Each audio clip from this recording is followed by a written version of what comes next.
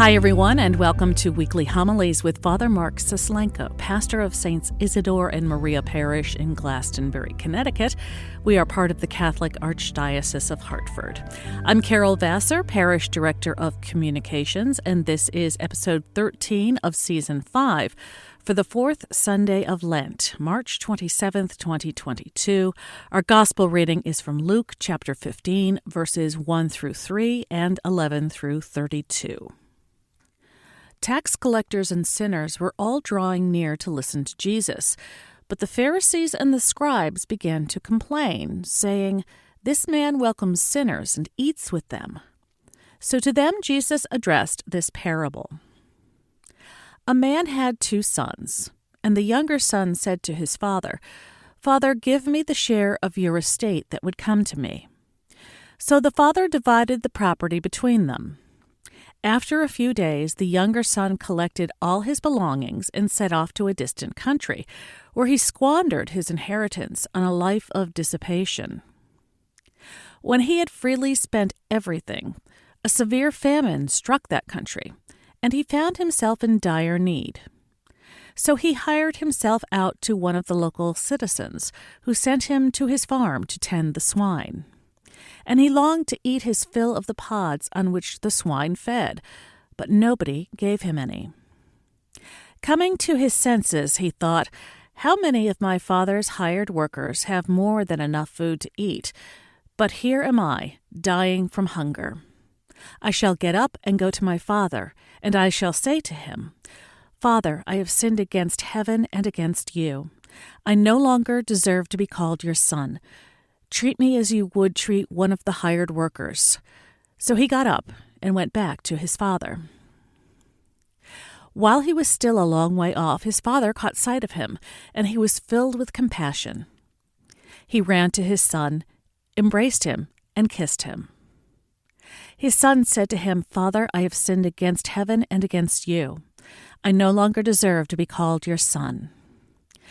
But his father ordered the servants, 'Quickly, bring the finest robe and put it on him. Put a ring on his finger and sandals on his feet. Take the fattened calf and slaughter it. Then let us celebrate with a feast, because this son of mine was dead and has come to life again. He was lost and has been found.' Then the celebration began. Now the older son had been out in the field, and on his way back, as he neared the house, he heard the sound of music and dancing. He called one of the servants and asked what this might mean. The servant said to him, 'Your brother has returned, and your father has slaughtered the fattened calf, because he has him back safe and sound.'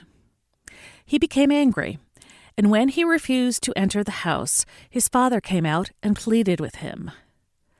He said to his father in reply, 'Look, all these years I served you, and not once did I disobey your orders. Yet you never gave me even a young goat to feast on with my friends. But when your son returns, who swallowed up your property with prostitutes, for him you slaughter the fattened calf.'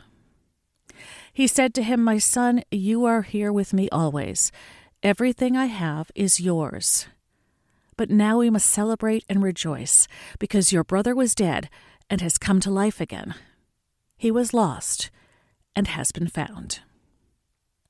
The Gospel of the Lord. Everybody needs a home. Everybody needs a home. And I speak not just of a physical place that you can call your own, carve out some room for yourself, and feel safe. I'm talking about a bigger, more existential home, a truer, more lasting home. A home where we find the truth of ourselves, find our ultimate identity, get our bearings for living and acting in the world, and find our reference points for making decisions. This is the home in which we place our inner selves. But there's something interesting about finding a home or going home. You have to know where it is before you can go. Otherwise, you get lost.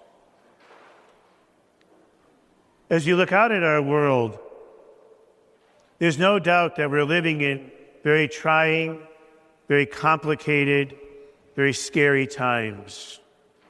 They're times that are exceptionally volatile. But it's not just the war in Ukraine that's problematic. It's all of the other heartache and suffering that's displayed every day of our lives. As human beings, we still have not found a way for everyone to eat. We still have not found a way for everyone to feel safe. We still have not unlocked the door to the sacredness of human life and its protection from conception until natural death. Every time we turn around, there's another act of violence, another murder being committed, someone else's life being taken. Just this past week, I was made privy to a story about a group of teens who decided to carjack a 73-year-old woman's car. This is a group of young people. They hijacked her car and then drove her to her death because she was dragging as they pulled off. I'll spare you the details.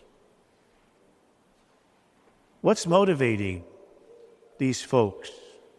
Where is all of this violence, this disregard for human life coming from?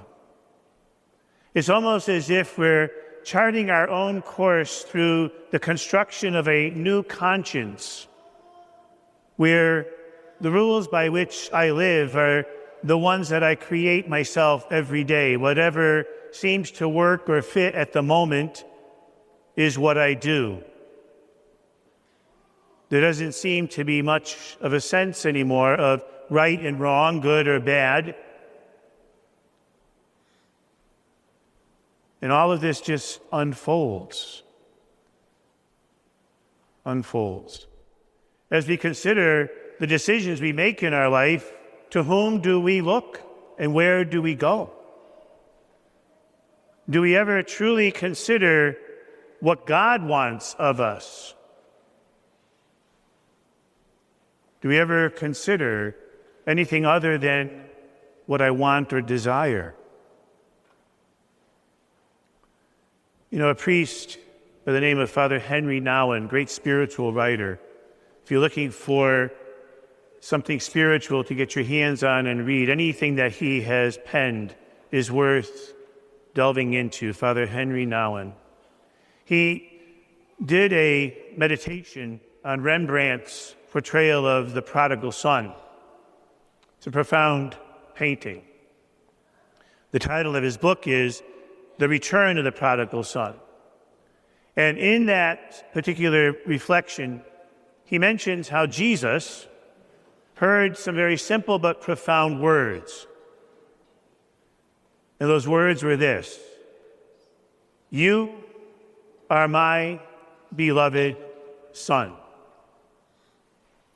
After Jesus heard those words, he went out into the desert, and there he confronted voices that were trying to convince him who he really should be or could be.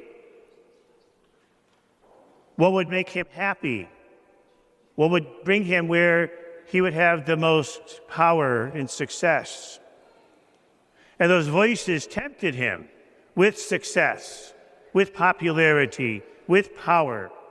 But we know how the story goes. Jesus resisted all of that because he came equipped with the truth of who he is, the beloved Son of God. We all hear those same voices. Everybody has something to say about who we should be, who we could be, who we need to be. There are voices that we listen to that tell us in order to experience love, you have to earn it. That in order to really have a place in this world, you have to be successful. That in order to have some kind of value, you have to be productive. And these voices tell us it's okay to do what you want when you want to do it.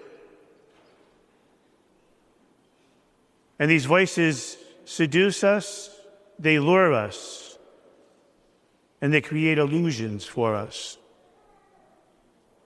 What we don't often realize is that what God says to Jesus, he also says to us. You are my beloved son. You are my beloved daughter. That's our truth. That's our home. You see, the problem that human beings face, and we see it in our own lives too, is that we find ourselves wandering off to these distant lands because we're falling victim to these illusions, to these promises that really can't pay out like they tell us they can. And so traveling to these distant countries, we begin to lose touch with who we really are. Because as we look in the mirror every morning, what looks back at us is that identity that God gives us.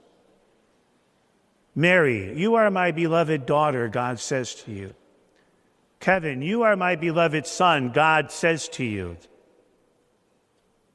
That's where we go to find out how to live and how to act and how to form our conscience and how to make decisions and how to help one another and how to find our way through this world.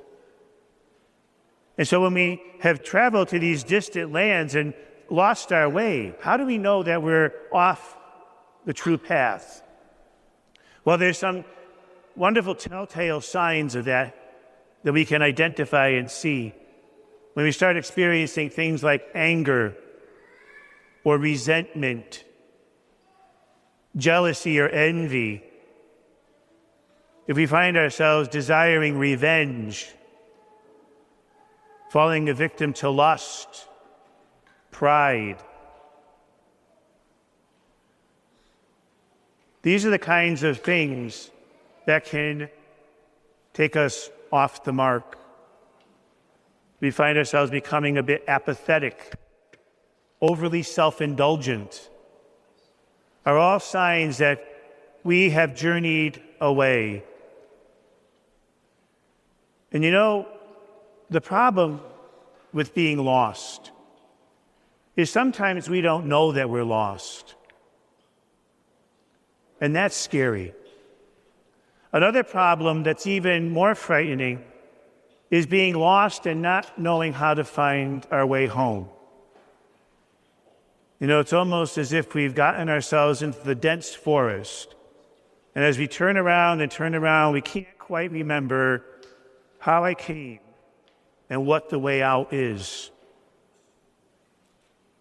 And there's many in our world, maybe some are here today, who feel that way.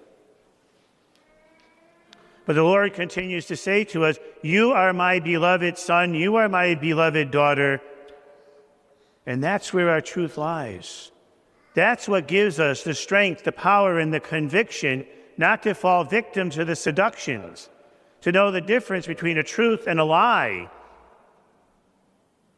and to cling to the realities that are eternal, not those that can be taken away.